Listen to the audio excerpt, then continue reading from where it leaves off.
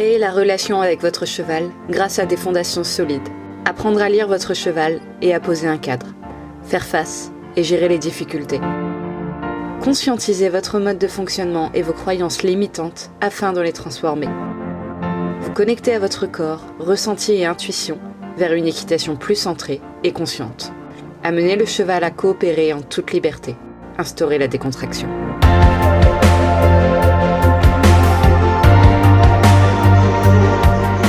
Salut à tous et bienvenue dans cette nouvelle vidéo qu'aujourd'hui j'ai le plaisir de vous présenter. C'est un contenu que je n'ai jamais fait sur la chaîne mais qu'en réalité je n'ai jamais fait tout court au cours de mon expérience équestre. Il va s'agir tout simplement d'une vidéo où on va débriefer d'une séance à pied avec Haribo. C'est un nouveau partenariat pour lequel je suis extrêmement reconnaissante de pouvoir bénéficier. La personne avec qui je travaille n'est autre que Virginie. Elle tient le compte Instagram de Horse in Flow. Elle est kinésithérapeute, elle est professeure de yoga et également elle est coach en développement de relations entre l'homme et le cheval.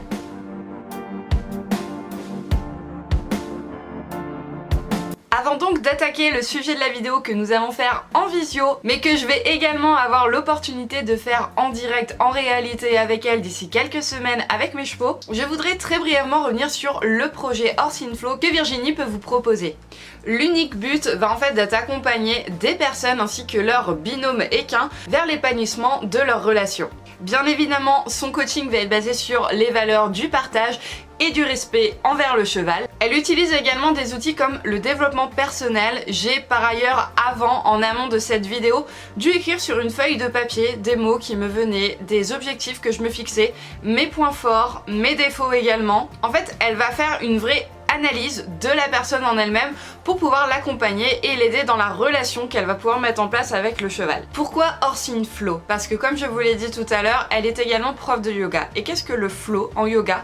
Eh bien c'est tout simplement la synchronisation de votre respiration avec le mouvement. Et vous allez voir à travers les images qui vont suivre que c'est très important de travailler sur votre respiration afin de pouvoir communiquer correctement avec votre cheval.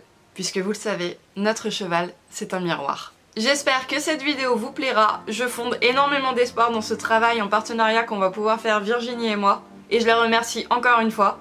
Advienne que pourra.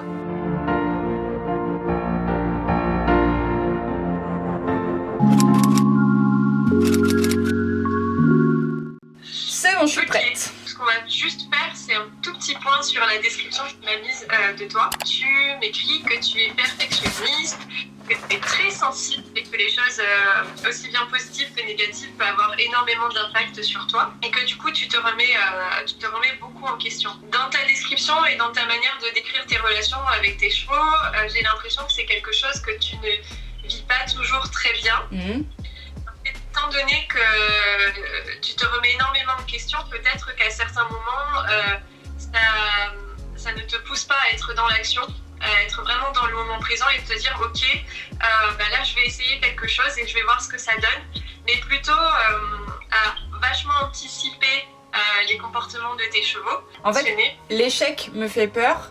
Et comme je manque de confiance en moi, effectivement, je ressens un blocage parce que je vais pas oser de peur de mal faire. Donc je préfère dans ces cas-là ne pas faire, tu vois. Et quitte à laisser le cheval un peu prendre le contrôle sur moi du coup, tu vois. Ton aspect très sensible aussi, c'est un point vraiment très fort. Déjà, ça te permet d'avoir des objectifs et de lire tes chevaux. Parce que tu sais très bien les lire, c'est juste que tu es tellement dans l'anticipation des erreurs qu'ils pourraient faire et que toi tu pourrais faire avec eux, que tu ne laisses pas du tout de place. Sauf que avec les chevaux, il n'y a pas vraiment d'erreur. Eux, ils vont pas prendre une séance, par exemple, comme du travail.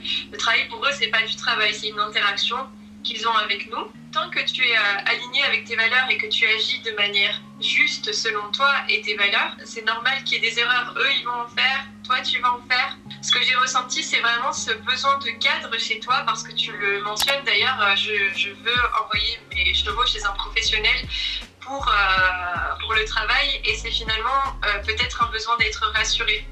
Alors que finalement, si tu voyais ces erreurs comme des expériences, tu apprendrais de ça. Après, je pense qu'il y a une espèce d'engrenage aussi qui s'est mis en place du fait que je sois médiatisée et que des fois, c'est mes abonnés qui ne me laissent pas la possibilité de me tromper. Je m'en prends tellement plein la figure en fait que je pense que ça m'a mis dans un moule où j'ai fini par croire effectivement que je n'avais pas le droit de me tromper. Je pense que tu vois, si je me filmais pas, je me prendrais moins la tête, clairement. Je pense qu'il y a cette partie-là, du fait aussi de ma sensibilité, tu vois, que l'impact des mots des gens qui ne me connaissent pas peuvent quand même m'atteindre, qui fait que ça me bloque aussi, peut-être. Il y a un point aussi qui m'a perturbée dans ton tableau, du coup dans l'exercice que tu as fait, dans ce qui te motive, tu as mis les autres par jalousie. Oui. Pourquoi est-ce que tu as mis ça?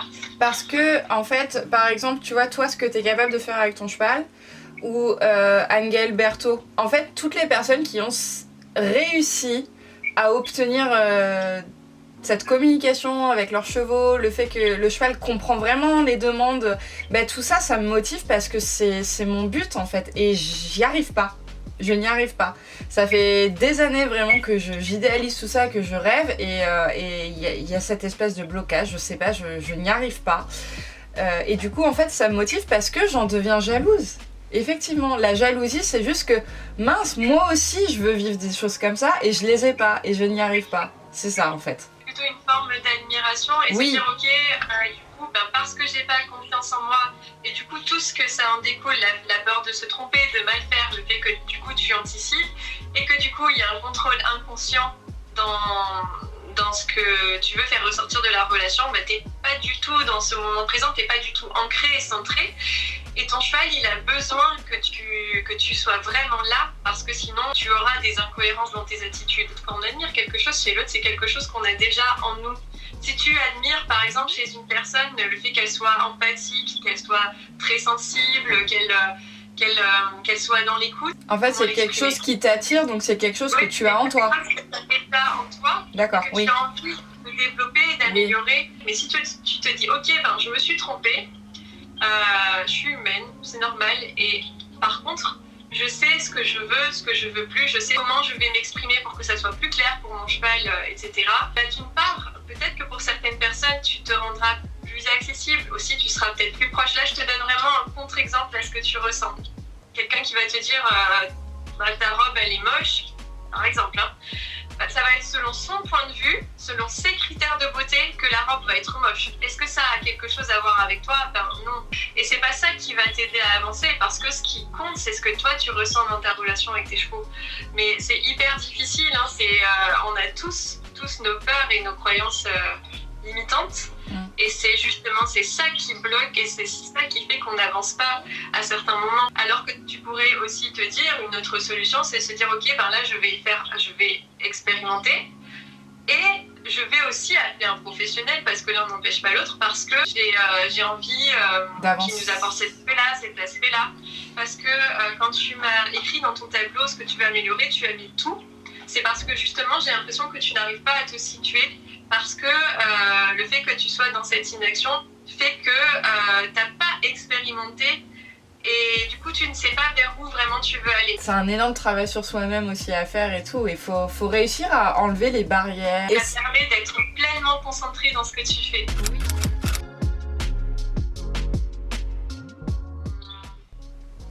On va faire un point sur cette vidéo. Là, j'ai vraiment repris l'ensemble de la vidéo, donc je ne vais pas te détailler action par action. D'accord. Parce que comme je t'ai dit, je ne suis pas du tout là pour te dire, à ce moment-là, quand ton cheval fait ça, tu dois agir comme ça, etc. Parce que ça, c'est propre à toi. Et toi, t'es pas moi je suis pas toi, et moi, je ne suis pas le plus grand cavalier du monde en n'importe quelle discipline. Donc, on a vraiment tous notre manière d'être, et ce qui est important, c'est que toi tu arrives à faire le point avec tout ce que je vais te dire, et à mettre toi des choses en place pour améliorer ou pour renforcer ce que tu veux dans la relation. Ce que j'ai remarqué, c'est qu'il y a beaucoup de positivité. Tu es dans une démarche très positive, tu exprimes beaucoup ta gratitude envers ton cheval, notamment quand tu fais le oui. C'est bien, tu es énormément dans la gratitude, et ça, c'est un point très positif. Tu es à l'écoute de manière générale. Alors, c'est pas quelque chose forcément qui se voit dans la vidéo, mais c'est quelque chose que je ressens dans ta manière d'être et dans ce que tu décris dans ton formulaire, quand tu dis, par exemple, que tu as arrêté les compétitions parce que tu sentais que ton cheval, il était lassé. L'intonation de ta voix, elle est vraiment adaptée. Tu arrives à mettre l'intonation qui va avec ton code. Les chevaux vont être plus sensibles à l'intonation que tu prends plutôt qu'aux mots que tu mets derrière. Le fait que tu mettes des codes à chaque fois que tu demandes quelque chose, ça c'est très bien. D'un autre côté, tu te caches un petit peu derrière aussi. Un point très positif aussi chez Haribo, c'est qu'il est assez posé et très réfléchi pour un si jeune cheval qui finalement n'a pas encore fait grand chose. Il cherche à être avec toi. Des fois il ne l'est pas et on va reprendre ça dans les points suivants, mais en tout cas il est assez posé, assez réfléchi.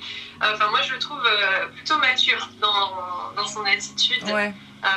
Qui n'a quasiment jamais rien fait, dis-moi si je me trompe. Ouais, et il n'y a que moi en fait qui l'ai travaillé pour l'instant.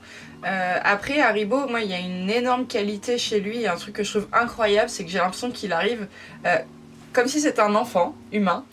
Il sait que quand il est en classe, on est studieux. Et quand je le relâche, il pète en l'air. Allez, vas-y. C'est un truc de fou. Vraiment, il arrive à faire la part des choses entre le cadre au travail et la liberté, tu vois, la récréation. Mais par contre, c'est vrai que j'ai plus avec lui qu'avec les deux autres. J'essaye vraiment d'instaurer ce cadre de respect à partir du moment où t'as le licol, t'es à côté de moi. Je suis là. Prends conscience que je suis là et que tu as une attitude à adopter en fonction de moi. Et ça, j'ai l'impression qu'il a compris. Même si des fois, c'est pas le cas. Mais j'ai l'impression qu'il a compris, ce truc-là. C'est normal. Mais là, tu viens de citer une notion qui est hyper importante, c'est le fait de poser un cadre dans la relation. Et ça, tu l'as fait. D'ailleurs, la preuve, c'est que ton cheval, il arrive à faire la différence entre les moments récréation, pour reprendre ton mot, et les moments où il doit être concentré, où il doit être plus réfléchi. La notion de respect, c'est vraiment propre à chacun. Pour toi, du coup, si je comprends bien, le respect, c'est le fait de faire attention à ta présence. Oui.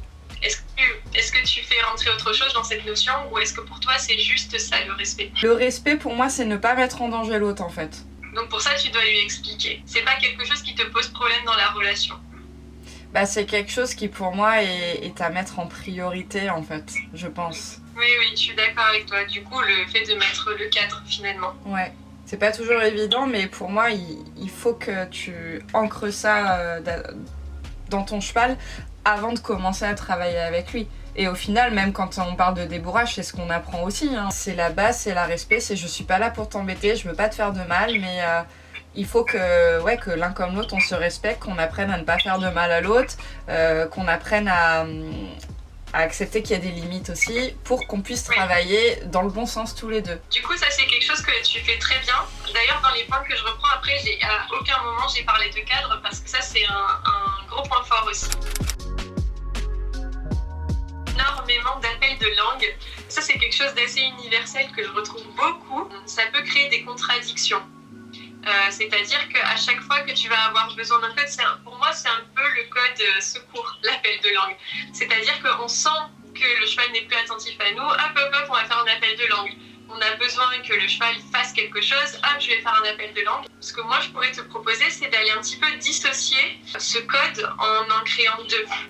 Parce que ça, dans l'éducation et dans ce que tu veux faire plus tard avec ton cheval, ça peut être vraiment utile, et ça peut amener aussi plus de cohérence et plus de compréhension. Oui. Ça fait partie du langage que tu instaures.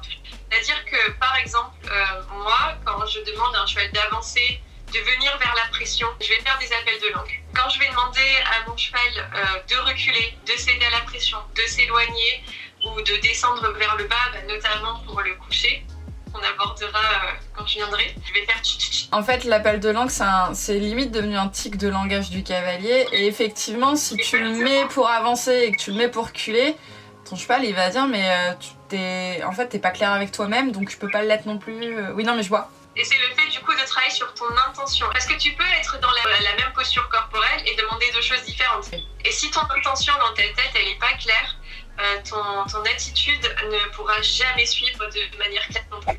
Et du coup, ce que j'ai remarqué dans son attitude, c'est que lui, par exemple, quand tu vas lui bouger les hanches, tu vas lui demander, et il va finir par bouger parce que la pression le gêne, entre guillemets, mais pas parce qu'il répond à ta demande. Est-ce que tu as déjà eu ce ressenti ? Oui. Alors ça... En fait, c'est quelque chose qu'on m'a appris lors d'un stage que j'ai fait de travail à pied par rapport à les déplacements latéraux et aspiration. On m'a montré de mettre une pression croissante jusqu'à ce que le cheval ne bouge parce que justement ça vient gêner. Là, on en revient à à cette notion d'être rassuré. Quand je te disais dans la description, dans les points forts, que le fait que tu mettais des codes était un point fort, c'est aussi un point faible, entre guillemets, parce que tu te caches beaucoup derrière ça. Par manque de confiance en ce que tu vaux réellement dans la relation, par peur de prendre ta place. Mais il y a la théorie qui dit qu'on doit faire ça, donc tu le mets en place, Oui. parce que ça te rassure, mais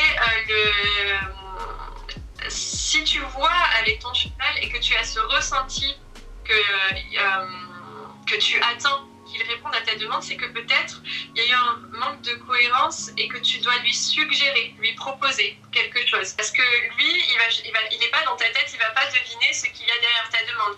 Il faut vraiment que tu l'emmènes avec toi, que tu lui expliques ton idée. Ton stick, tu te caches derrière. Tu vas l'utiliser pour donner des indications, ça c'est bien, parce que tu en as parfois besoin. Mais c'est pas la première chose que tu dois utiliser quand tu demandes quelque chose à ton cheval. Et là, je vois ta tête et je vois que tu as besoin qu'on te dise quoi faire. Et donc, ce qui amène au point suivant, c'est le fait que tu le portes beaucoup. Tu le portes énormément. Tu es toujours en train de l'encadrer. Et là, tu focalises toute ton attention sur ton cheval pour qu'il exécute le mouvement que tu lui as demandé. Et tu ne te focalises pas du tout sur toi. Tu n'es pas du tout centré avec toi dans ton énergie. Et donc, tu vas beaucoup le porter. Tu vas beaucoup anticiper ce qu'il va faire. Oui. Parce que tu es tellement focalisé sur son attitude que quand il est en liberté, à un moment de la vidéo, tu l'as mis un peu en liberté. À un moment, hop, t'as anticipé le fait qu'il allait partir. Et donc, il y a un peu cette notion de nouveau de contrôle qui revient. C'est toujours la même chose finalement. Et tu vois, rien que dans ta description, c'est tout ce qui ressort dans ton formulaire. Quand tu vas demander quelque chose et que ton cheval va s'arrêter, tu vas aller le gratifier. Donc ça, c'est très bien parce que lui, il sait que quand tu fais « oui, c'est bien » et que tu le caresses, il sait que c'est positif. Et peut-être qu'il va attendre que tu lui montres ce signe positif parce que lui, ça va le rassurer dans la relation. Il sait à quoi s'en tenir. Oui. Et il va aller rechercher ça. Oui. Mais par contre, quand tu vas le caresser, parfois, tu es toujours dans cette énergie haute de la demande qui précédait. Ouais. Et ça, on voit beaucoup à tes épaules. Ouais. Tu restes en attente, finalement, de ce qui va se passer. Et tu restes dans cette énergie pour aller caresser ton cheval.